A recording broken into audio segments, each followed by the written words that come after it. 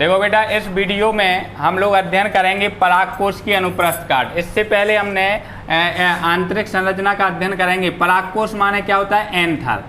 Anther माने क्या होता है? परागकोश। परागकोश क्या है? जैसे कि अपन ने देखा था, पुंकेसर की संरचना का अध्ययन किया था कल। पुंकेसर या हम इसे क्या कहते हैं? स्टेमन। और स्टेमन या पुंकेसर की संरचना देखते हैं तो ऊपरी वाले भाग को कहते हैं क्या? परागकोश। परागकोश या इसको हम बोलते हैं एंथर, ठीक है। और इसके निचले वाले भाग को, जो पतला तंतु जैसा धागेनुमा भाग है, इसको बोलते हैं पुंतंतु या फिलामेंट। तो आज जो अपन देख रहे हैं ये परागकोश है और ये पुंतंतु है। तो इस परागकोश को यहाँ से हम ब्लेड से काटेंगे। प्रयोगशाला में आप इस पर प्रयोग भी करेंगे। तो इसकी जब अपन अनुप्रस्थ काट काटेंगे तब जाकर के ऐसी संरचना दिखाई देगी, ठीक है। जब हम किसको काटें? परागकोश को काटें और इसको काट कर देखते हैं तो इसमें निम्न सारी संरचनाएं जो यहाँ पर चित्र बना हुआ है, इस टाइप की संरचना परागकोश की दिखाई देगी अंदर से, ठीक है।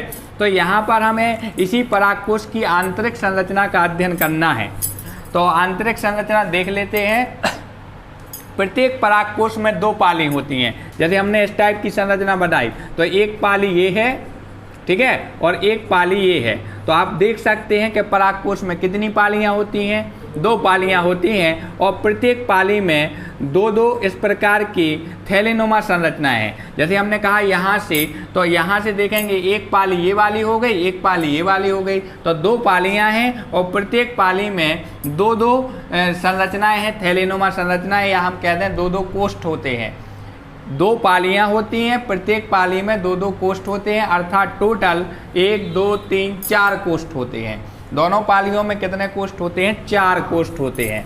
यहाँ पर हम अब इनकी संरचना देखते हैं। जो कोष्ठ हैं उनको क्या कहते हैं? तो इन कोष्ठों के नाम हैं, इनको कहते हैं परागपुट, ठीक है। इनको बोलते हैं परागपुट या इनको हम बोलते हैं पोलन सैक। पोलन सैक या परागपुट। सैक माने थैला होता है, परागपुट, ठीक है, या परागकोष्ठ भी कह सकते हैं इनको। तो 1 2 3 4 मतलब एक परागकोश में 4 परागपुट पाए जाते हैं। इनका एक दूसरा नाम भी होता है लघु बीजाणु धानी।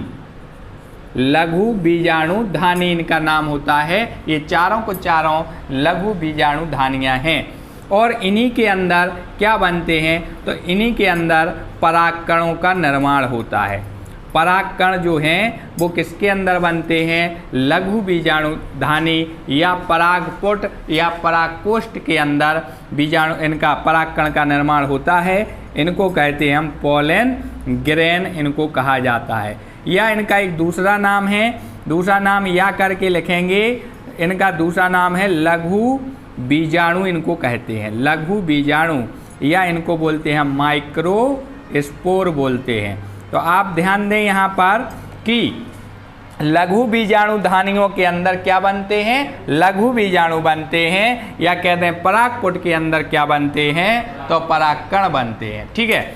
अब यहाँ पर देखें हम कि अगर हम परागकोश की अनुप्रस्थ काट देखते हैं तो सबसे बाहर की तरफ आप देख सकते हैं एक कोश का स्तर, एक कोश का मोटा स्तर पाया जाता है। ये जो हमने बनाया हुआ है सबसे बाहरी स्तर चारों तरफ, इसको हम बाह्य स्तर कहते हैं।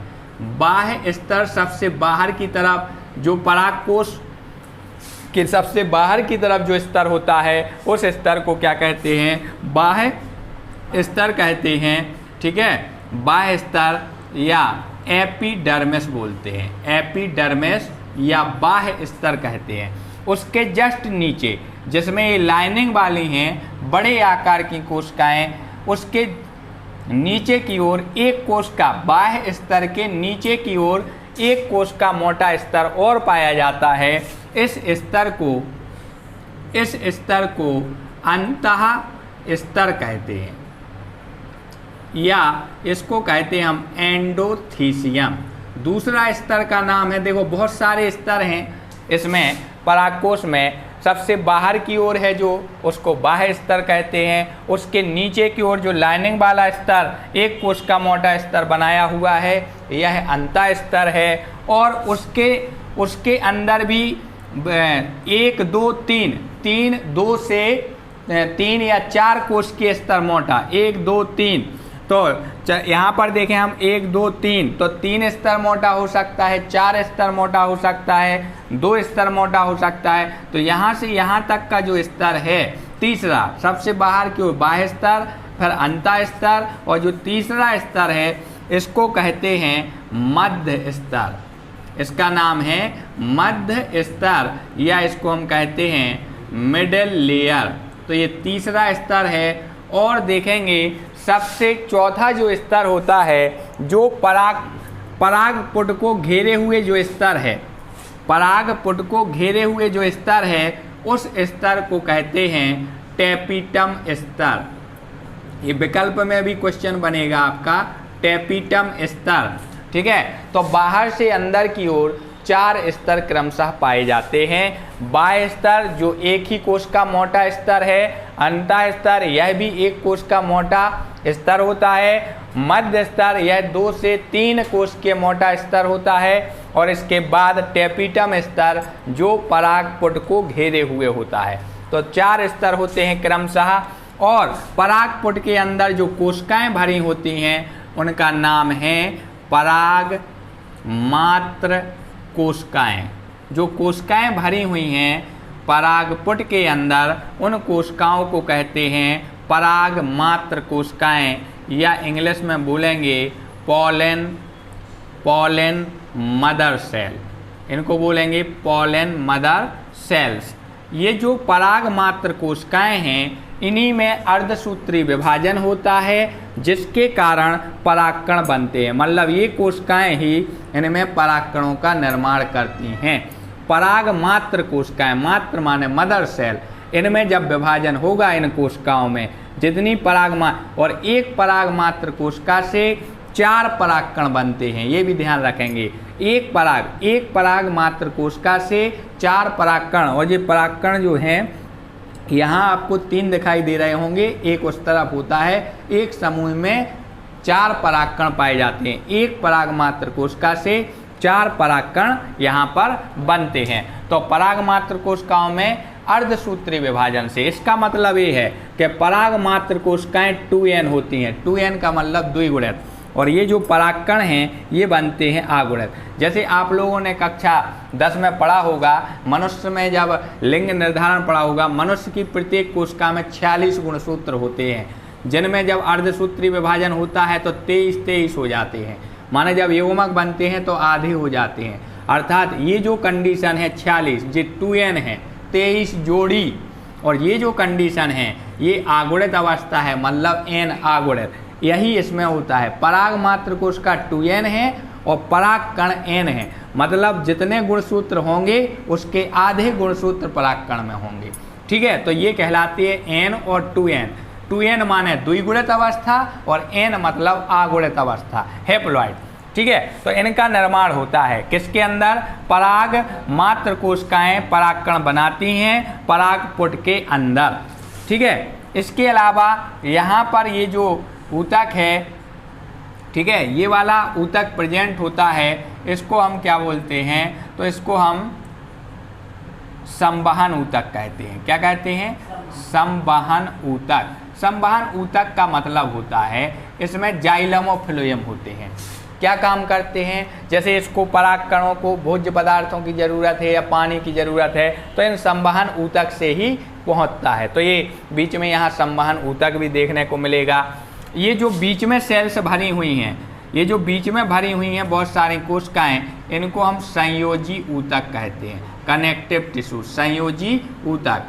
ठीक है, इसके अलावा आप देखेंगे यहाँ दोनों के किनारों पर, यहाँ, ठीक है, इसके किनारों पर, यहाँ पर जो ये